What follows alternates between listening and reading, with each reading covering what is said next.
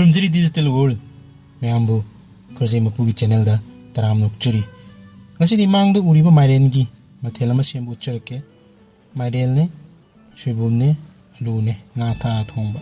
ꯉꯥ ꯊꯥꯛꯄꯁꯦ ꯃꯃꯥꯅ ꯉꯥ ꯊꯛꯄ ꯆꯥꯅꯤꯡꯉꯦꯅ ꯉꯥ ꯈꯔ ꯊꯥꯛꯆꯟꯕꯅꯤ ꯑꯇꯥꯎꯕ ꯑꯗꯨꯅ ꯃꯥꯏꯔꯦꯟꯁꯦ ꯕꯣꯞ ꯂꯥꯎ ꯊꯨꯒꯥꯏꯖꯔꯦ ꯊꯥꯡꯅ ꯈꯥꯏꯕꯗꯧꯅ ꯍꯦꯛꯇ ꯊꯨꯒꯥꯏꯔꯕꯅꯤ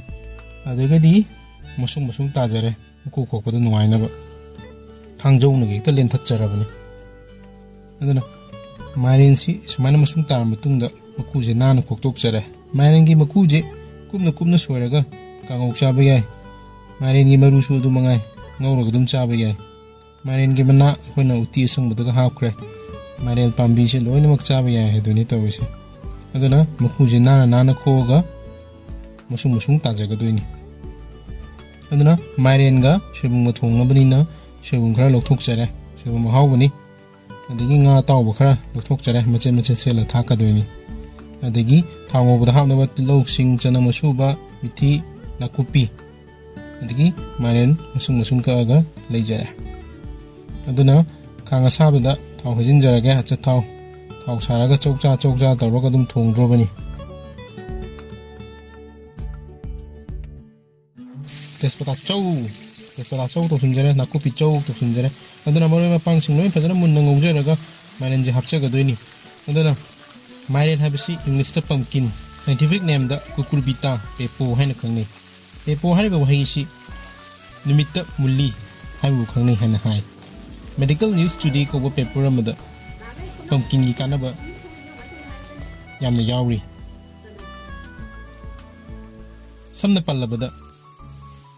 range of fantastic benefits including being one of the best source of beta carotene pumpkin hariba vegetables aji beta carotene yamni yawba vegetables amani amasung beta carotene yawba pumpkin chabana kanabasi it helps in reducing the risk of developing certain types of cancer it helps in offering protection against asthma and heart diseases it decreases the risk of age related macular degeneration habje ko retina da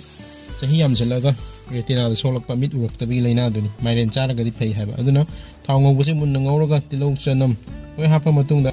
ओय माइरेन जे हापचिनजरे अदुगा उखाइजरे अदुना हुजिक इसिंगदा मचू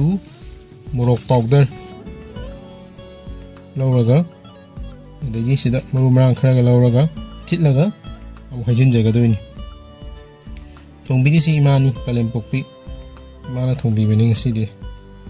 अदुना सि फजना ओखाइरगा खांगदा मुहेजनजगदोइबा अदुना माइरेन सि कोइ blood pressure regulate तौबदसु कानै हाइ अदगी it helps in preventing and controlling diabetes अदुना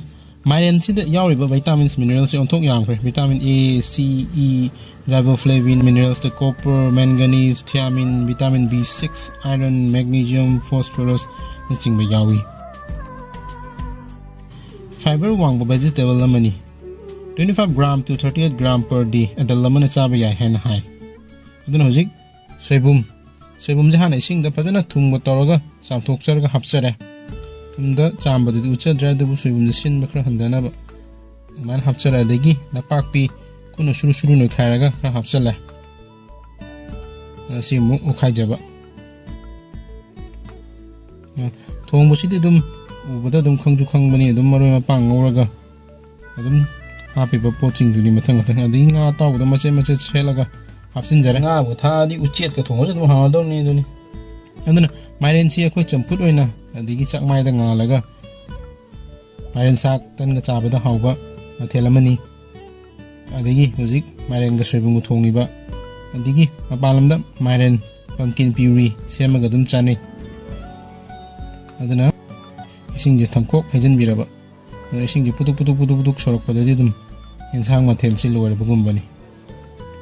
unsee इसिंग हैरगा हाफेतंग मखदांग ओंथोक चरे पुन्ना दुम मुनमिनारा दौं अदना हजिक सिदा लेजरा इसिंग हापगा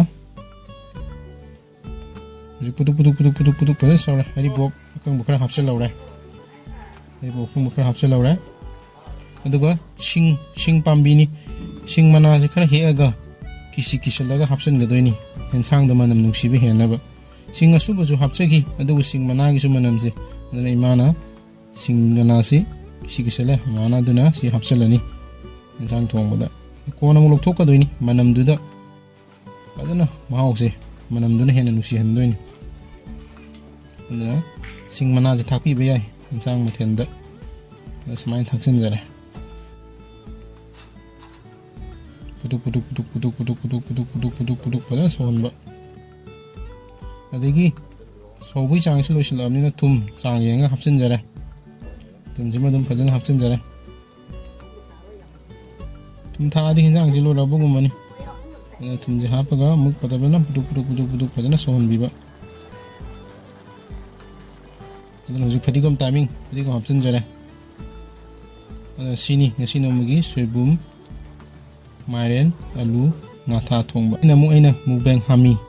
ani suba hami togibagini hapetu charake sida leijare mairen ga soibum ga ngaga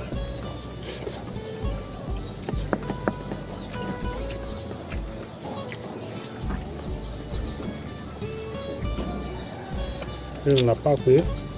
morok ko ngaba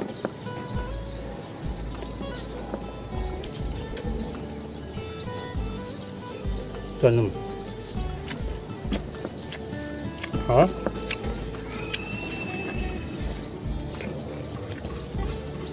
lo